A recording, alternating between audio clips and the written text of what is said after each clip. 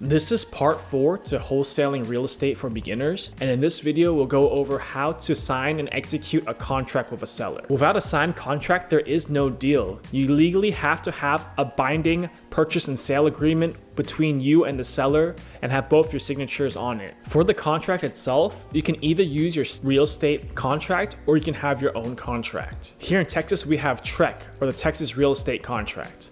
It's a 13-page document that's very thorough and extensive. However, when we're doing wholesaling or flipping and buying these properties cash, a lot of that document doesn't really apply to us as there's no realtors involved and it's a cash transaction. So a lot of times this can get confusing for sellers to have to go through and initial and sign 13 different pages. So what we do instead is we have our own 2-page contract that just breaks it down to the essential items. Basic things you need in any contract to be a legitimate real estate contract are the following. You need the parties of the contract, the seller's name and the buyer's name. You need the legal description of the property. This can be found on the county appraisal district. You'll need the address of the property. You also need the purchase price, the earnest money amount, and the closing date of the transaction. The next thing you'll need is a special provisions line item where it's blank and you can fill in any kind of special provisions that are specific to that transaction. Next, you'll have to specify which title company will be handling the file, and we usually add in a line item that says we are purchasing the property in as-is condition. After that, it's really just basic legal jargon that's in almost every contract. It's much simpler and easier for a seller to read and understand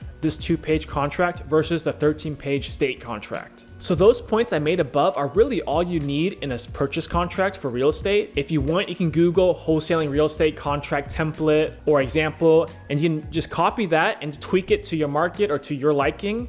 And if you want peace of mind, you can pay a lawyer for a few hours of their time to review the contract to make sure everything is good. For me, I like to send everything online via DocuSign. I like electronic signatures. It's just smoother for my business process and a lot quicker. But sometimes a seller that's older or not as good with technology will need to sign on paper, and you can just print out the contract and meet the sellers and sign it as well. So be flexible and cater to your sellers. Some optional items you can put in the contract, depending on how you want to structure it, is an option fee for an option period. An option period basically allows you to back out of the contract for any reason within that time frame. But that option fee you pay up front to the seller is non-refundable. You're basically giving the seller a little bit of money so that you have a window where you can back out for any reason. So a lot of wholesalers like to do this so they can back out if they can't find a buyer for the property. However, this is not required for the contract to be legal and for it to go through. It's just an option you can build in if you want some protection for yourself as a wholesaler. I won't be going over an example contract here because every state is different